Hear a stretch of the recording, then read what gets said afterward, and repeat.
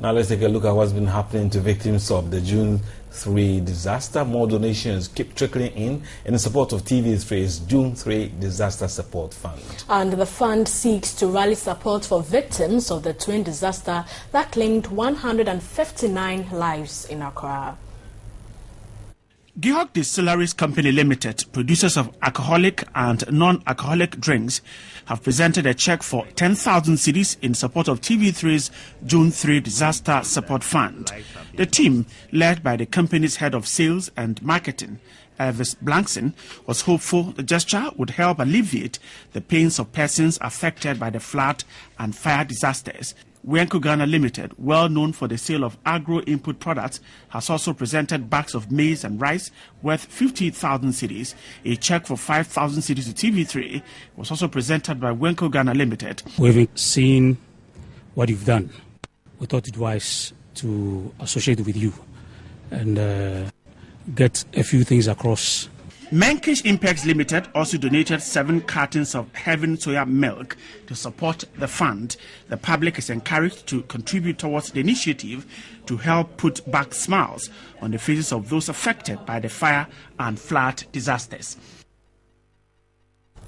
Now you may remember to send your contributions by typing HELP to short code 1744 or any branch of UMB or Unibank throughout the country. Now let's move on to some other stories. And President of the Ghana Journalists Association, Dr. Afel-Moni, has condemned media houses who showed gory pictures of victims of the June 3 flood and fire disaster. And he has reminded journalists to abide by the Code of Ethics of the profession at a workshop on media and ethics in Accra.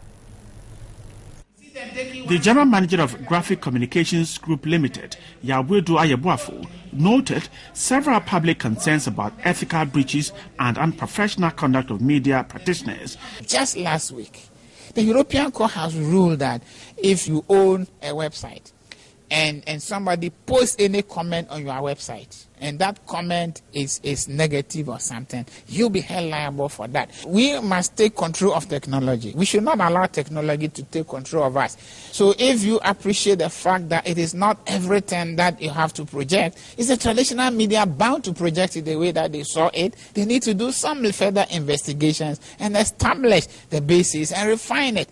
The president of the Ghana Journalists Association, Dr. Afel-Moni, enjoined journalists to pursue their profession with conviction, dedication and commitment. Ethical standards are the fruit of investments, quality investment in training, as we are doing now. They said that journalists are not born, but journalists are educated. So no matter how academically gifted you are, you need to be educated in the don'ts and do's of journalism. But what has happened should help us to shape up. We can learn from what happened so that in future, should such disaster occur, we will know how to be more professional and ethically responsible in responding to such situations. Communications expert Doris Dati also called on journalists to adopt more responsible outlook by avoiding sensationalism in their reportage.